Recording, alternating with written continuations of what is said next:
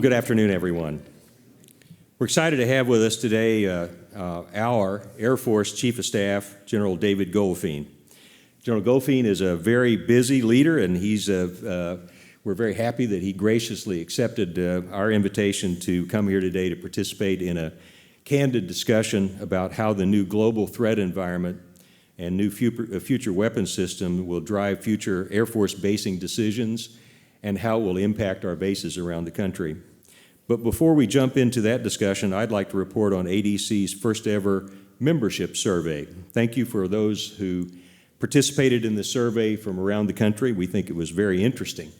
Our goal was to solicit feedback that can tell your collective story, help guide the association's strategic plan, and ensure that we are addressing the key issues that you care about around the country. A few of the more interesting results are displayed on the screen here, as you can see, but I suggest you take a look at the annual report that is on the ADC website, which has a great deal more information about the results. And also look for an announcement later this year regarding next year's survey, which will be an annual affair for the association going forward. Without further delay, please welcome Air Force Chief of Staff, General David Goldfein. General Goldfein, welcome to you. Thanks again for being here. As we talked backstage a few minutes ago, we have people from all over the country here, community leaders, state leaders, people in the business community who are interested in what you have to say about bases and the status of the Air Force these days, and I'll drive right into the discussion that we have at hand. We've all read about the National Defense Strategy and how that's driving your work and how it's driving budget requests this year, and we understand that these long-term strategic competitions that our country is involved in now, particularly with China and Russia and some other concerns, really demand all of your time and attention. And we know that that means better cyber preparedness, new Space Force, B-21 bombers, among other things. We obviously hear about those, and many people here are involved in some of those issues. In light of the fact that you are focused in a laser-like way in looking at these strategic competitions, many of us are wondering about the implications for bases. We have a lot of people here from communities who support the missions on those bases, those very important strategic missions around the world as you project America's power. And that's sort of the topic that we wanted to get in here today. But before I get into sort of the general topic, I'd like to ask a little bit about something that's just happened that I know you've been involved with on the Hill and taken a whole lot of your time, which is Tyndall Air Force Base. Tyndall Air Force Base was obviously the target of a terrible hurricane, and you've had lots of damage, and Congress has been dealing with funding that.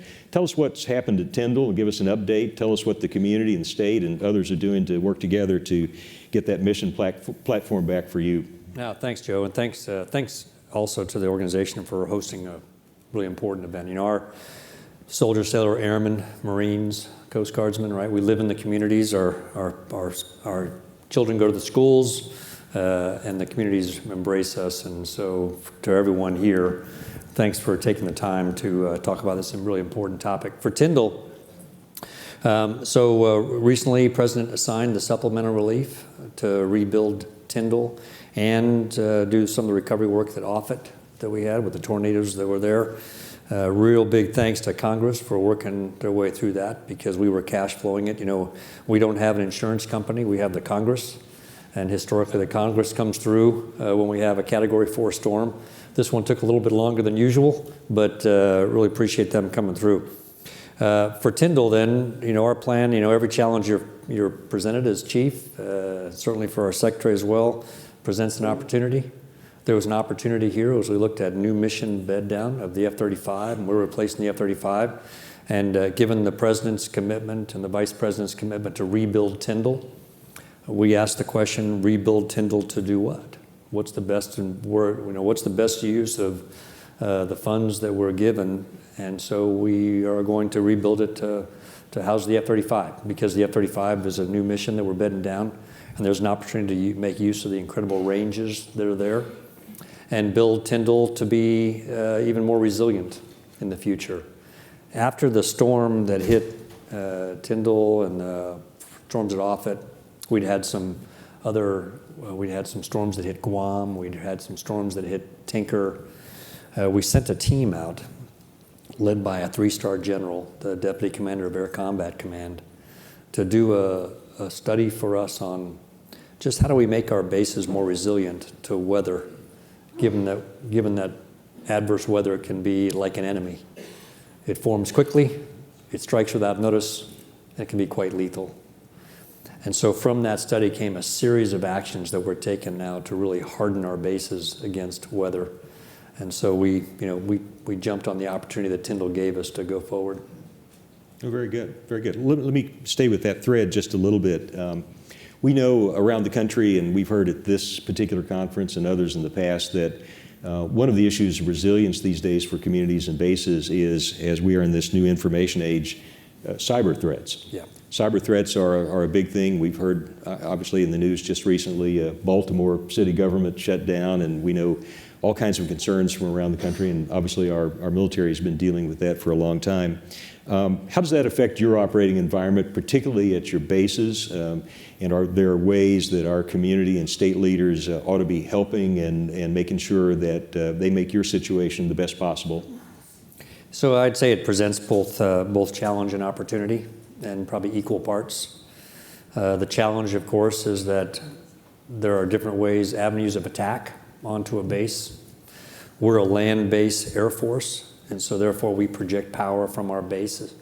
I like to say that, before we struck training camps in Libya, we had to fight Whiteman, right? Because we had to get all the activities at Whiteman Air Force Base going and synchronized to get those B-2s in the air, and there were 1,000 fingerprints on those aircraft when they took off. So there's a challenge of attack axes, now with cyber being one of them that you got to defend against. The opportunity, though, is it also allows us to stay connected to various other agencies and entities that can help us to do layered defense. You may know that this is, we call the Year of the Defender, that we announced last fall, and we're focused as a land-based force on ensuring that blue beret of an Air Force defender means one thing, and that is that we are the best in the world at integrated base defense. Integrated meaning it's layered, it goes out miles from the perimeter, it's connected to the interagency, it's connected to local police, it's connected to the community leaders, and then we have a sense of what the environment looks like, and we can posture ourselves to be able to defend ourselves in the same way that we would defend ourselves downrange. And so you're going to see a lot of effort that we put into this Year of the Defender to make sure that we can defend against all axes, and cyber being one of them. We know also from lots of conferences that we've been to and a lot of best practices that have been talked about here that sustaining the operations on the bases, particularly now that we have this concept of sort of non-sanctuary kind of bases. We know that really no place is as safe as we thought it to be at one time. And there's this notion that there should be joint planning, not only for the catastrophic kinds of things that we see from a hurricane, but in fact maybe less significant kinds of things between the community and the bases to make sure that your continuity of operations can carry forward. So in this era of maybe this thought that no base is really safe anymore, what should communities be thinking about in terms of the way they work with base leadership to make sure that those contingency plans are in place? I think it's about striking the right balance. Because so I've been in the Air Force now for going on 60 years. So I was adding it up, and actually I've lived in military family housing for 50 years. Growing up as a kid, and my dad was military, and then raising our daughters, right, on bases. So I've lived on base housing, right, on bases for 50 years. And when I was young, it was an absolutely open base, right? So, and there's a lot of folks in this room that are probably the same, remember this, right? On Friday afternoons, right, the community would come to the club. And on the weekends, the intramurals were not just the base community, right? It was the community. We were all playing intramural sports, and so, but there was a different security environment.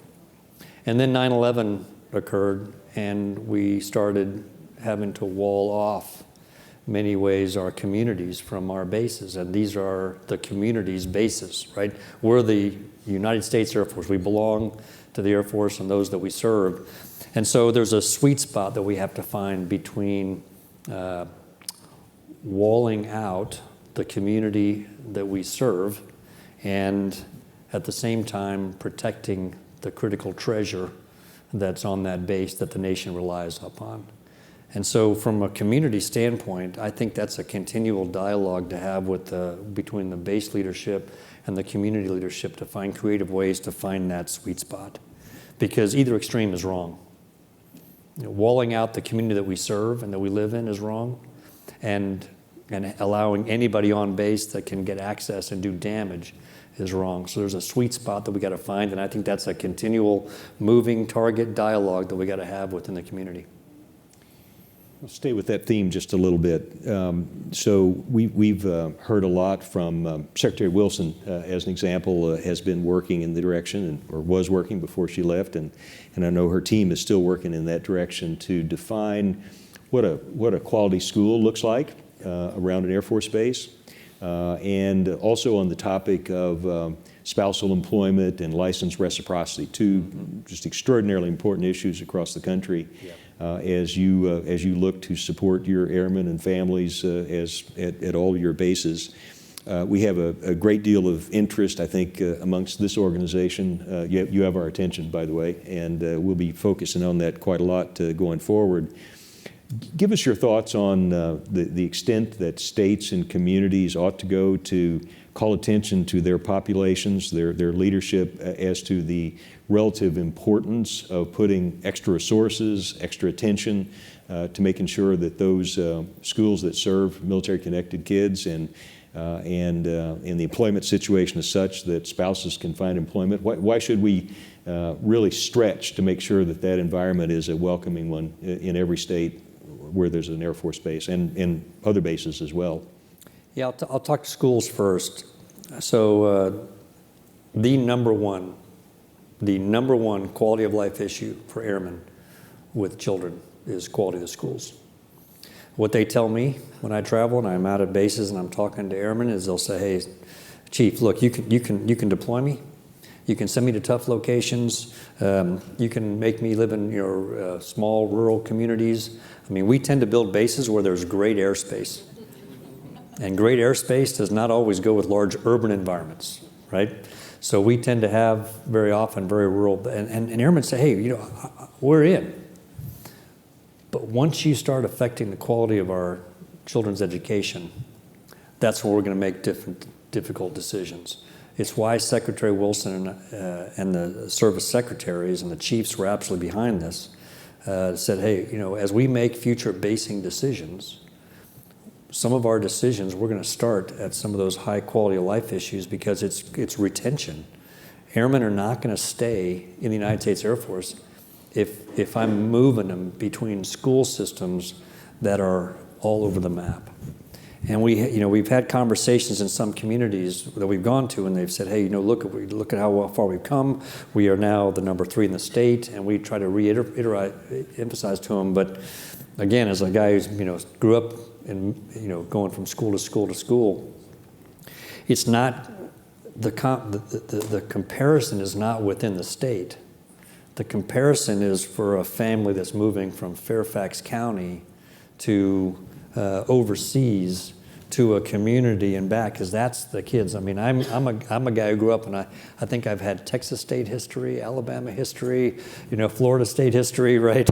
Because they didn't take the previous state history and count it, so I had to do that all over again, over and over again, right? So now I'm history challenged. You're a well-rounded warrior now. That's right. So. That's right. But so that's the school issue. So first and foremost, I would say that all of the investment that you make in a quality school system that allows some semblance of standardization for children, military children who are moving from state to state, is investment, is well-made investment. When it comes to licensure and reciprocity, The demographics of today's military are we are far more married and far more two professionals couples. 4 times more likely to have college education that therefore is going to be focused on the education of their children than the general population if you look at just the demographics.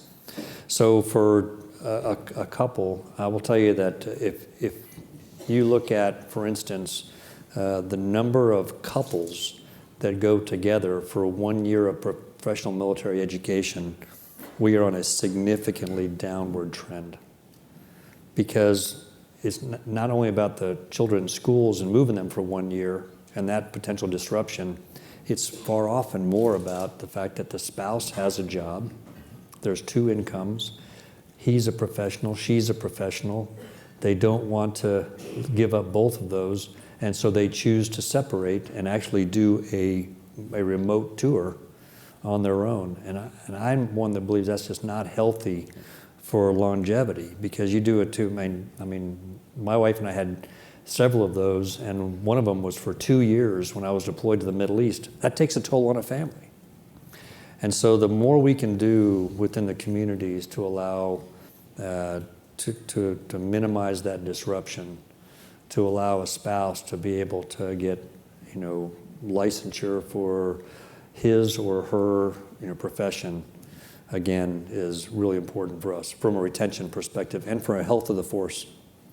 Well, we look forward to working with you on that topic. That's not going to go away, and it's going to become more important, I think, going forward. Let me skip back over kind of to the operational side just a little bit. I know one of your priorities in the past has been recruiting and retaining pilots and maintainers in particular. And, Whiteman Air Force Base in Missouri, we're concerned about that. A lot of other places around the country are concerned as well. Give us an update on where you are on retention and recruitment of critical airmen for the Air Force at this point. Yeah, and it's beyond pilots and maintainers. It's really there's worse things than having a growing economy where there's good jobs, and so there's options for airmen. That's a good thing. It is a challenge for us because there are more options, right? So we feel like right now in terms of the pilot shortage, we sort of leveled off, and we're seeing indications now. I'm a little bit of the chief from Missouri, you got to show me. But I think right now what we're seeing and hearing is positive trends in terms of all the indicators we look for on retention that seems to be going slightly uphill. So the things that we're doing, it really comes down to quality of service, quality of life. And it's far more quality of service than quality of life, to be honest. When we go out and talk to airmen, and in some ways, what they tell us is, it's not only about the money. Certainly, if we can take a financial burden off of a family, that could be an incentive for them to stay with us. But it's far more about quality of service. How do we ensure that service in the United States Air Force is as rich in experience as we can possibly make it? For a pilot, the pilot joined to fly. So how do we get that individual airborne to be able to compete and be the best they can be in the business of military aviation?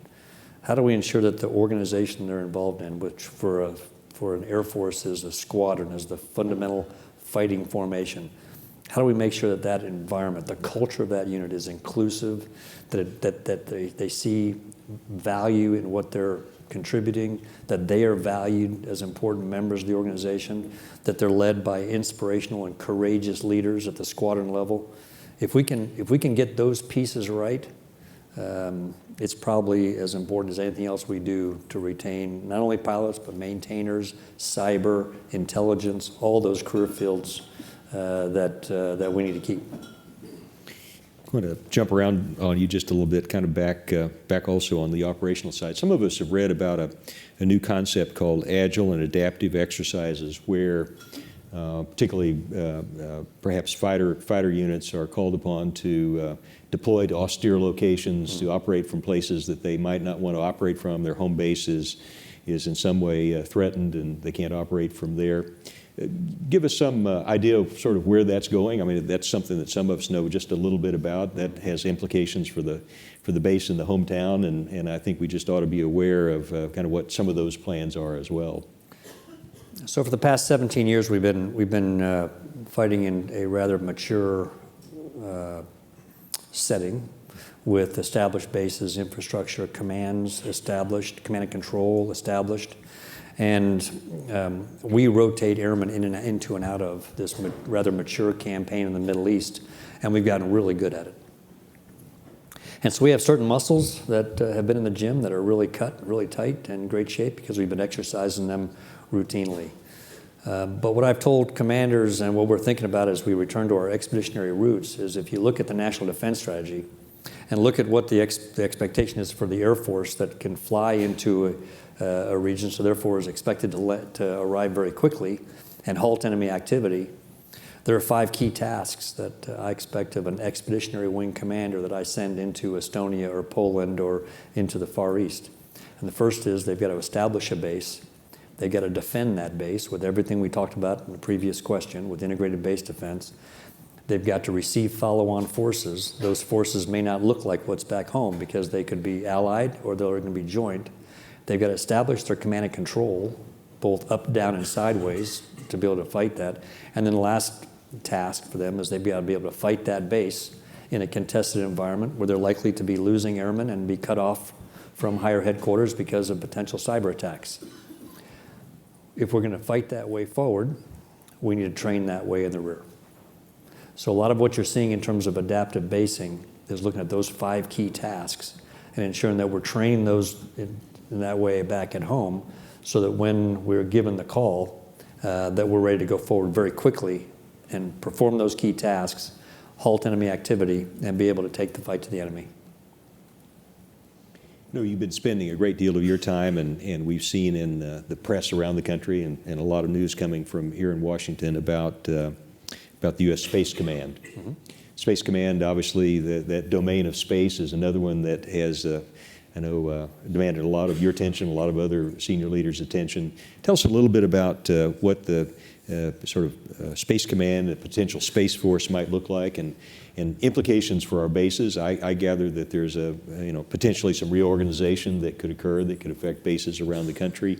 What should we look for over the next few years as that concept matures? I know Congress and President and others have a lot of guidance yet to give, but I know it's something that we ought to pay attention to. Yeah, absolutely. And I'll tell you, I give the President a lot of credit here that we're having a national level dialogue that, quite frankly, we couldn't have just a few years ago. Wasn't that long ago that I actually, as Chief of Staff of the Air Force, I could not say the word space and warfighting in the same sentence. So now we're having this national level dialogue about the business of space superiority. And I'm one that believes that if a war either extends or starts in space, really everybody loses. Nobody's a winner in that. So if you never want to execute that kind of warfighting, that you have to have credible capability to deter. And the math equation of deterrence over the years has actually never changed. It's capability times will. And the adversary's got to believe that you have both the capability and the will to use it. And so is the service responsible today for space superiority and owning the ultimate high ground. I'm actually really excited about this national level debate that we're having. It's really healthy. The first step in the process of moving forward has already been taken, which was the nomination and at least the hearing of the combatant commander of a unified combatant command for space. So General Raymond completed his hearing, now waiting for potential confirmation from the SASC. That starts normalizing the business of warfighting in space because we, as a service chief, I know how to organize, train, equip, and present forces to a combatant commander who then goes to fight those forces. So having a combatant commander focused on space is going to be the first step in normalizing space superiority. The next step is the Space Force and what that looks like. And again, I give the White House and the President a lot of credit because we were debating everything. When he gave his direction, we were debating everything from a separate service, separate department, separate secretary to, a JAG Corps, Med Corps, and everything in between. And it was a rather robust debate, as you might imagine, to try to determine how do we get at the President's guidance going forward. And where we landed was what you've seen, and that is a separate service within the Department of the Air Force going forward. I think we landed in a good place because it's recognizable from a warfighter's perspective. I know what that looks like, and we can develop that, I think, rather quickly going forward.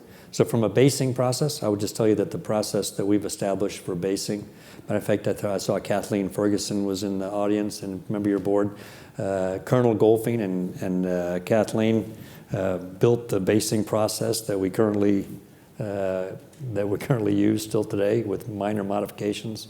So we'll go through that process to make sure that everyone can compete, and we'll go through the scoring process, and then Secretary will make a decision. I think this is about the last question that I have for you, and we might have time for one more from the audience if we can get a microphone queued up from someone here. So let me end sort of where we started. We have communities and states and supporting businesses and other organizations from around the country represented in this organization, and they're all hyper-focused on how they can be most helpful in partnering with our military services at their bases here in Washington and other places, in order to, number one, support the mission, which is always number one, and then number two, make sure that life in the community is such that relationship between the base and the community is a smooth and very successful one. And really, if you boil down most of what ADC does, it's that. Yeah. So what kind of advice would you have for community and state and organization leaders that might be here and might be seeing this a little bit later on our website as it's put out there in the world? What should we be doing? What should our posture be going forward to support not only Air Force bases, but obviously other military bases? How can we grow, mature that relationship such that your really tough mission is supported the best way it possibly can be? And then secondly, that we make those messages clear to those that can enable you to do your mission. I think more than anything, it's what the communities are already doing, which is embracing airmen and families, and understanding that for an Air Force, we're an Air Force at war. We're continually engaged in a hot fight in the Middle East, and we're engaged around the world. Every 3 minutes, somewhere on the planet, a United States Air Force aircraft takes off or lands, 24/7, 365. Every 3 minutes, we're engaged around the globe. And while we're doing the nation's business, providing global vigilance and reach and global power, our families are living in the communities. Our children are going to the schools. Our spouses work in the communities. Everything that communities can do to embrace the airmen and families that you already do to make us part of the community is what's, quite frankly, would be my advice. I often, when I talk to groups, I say, okay, so what's the difference between a career in the military and a counterpart, right? What's when you're having that kitchen table conversation about whether to stay in the Air Force or not, here's what I hope is always part of that discussion. I hope there's a discussion that says, there's more stability on the outside, there may be some more money on the outside, but you know what? I'm not so sure I'm going to be able to make a difference at the level I'm making in uniform. I don't know that I'm part of something so much bigger than myself on the outside. I don't know on the outside if my civilian employer is going to call my family and check on them when I'm on the road. I don't know whether the civilian workforce, my civilian teammates, will come by and just check to see if everything's going okay with my family when I'm doing work X, Y, Z. I hope that's a conversation because that's our culture, and I hope we never lose that. And I joke sometimes with airmen. I said, hey, have you ever see retirees, veterans at the mall? They're easy to find, right? Because they got vests with pins and hats with a campaign. I said, and by the way, I already got my vest, right? Because I'm a retiree in training, and I said, you ever walk up and sort of listen to what they're talking about? Now, these are people who served, right? And then they left and went on and did incredible things, right? Started businesses, had children, grandchildren, became leaders in the community. They went and did incredible things. And here they are, sitting in the mall talking to each other. And what are they doing? They're telling war stories. They're talking about this time when they were the most alive, right? When they were working to people to their right and to their left, they were just the most incredible, people on the planet, right? And they were doing something that really made a difference. They were defending this nation. That's what this service is all about. And so if we can make service in uniform as rich an experience as we can possibly make it, then we'll keep them in. And we live in your communities. And my message to you as a service chief is just to say thank you for taking care of us so we can take care of the nation. Sure, thank you very much. I think maybe we have time for one question. Actually, we're out of time. We are out of time. So would you all help me say thank you to not only a great panel discussion this afternoon, great guidance for all of us, but also thank you to General Goldfein for his tremendous service to our country. And as he becomes a retiree trainee, we'll miss him a lot. Thank you so much for coming to the Association of Defense Communities today. We appreciate it. We have good emissaries from all around the country here today. We'll take the great message back that you've delivered to us, and we thank you very much. Thanks for taking your time today. Thank you all. Thank you.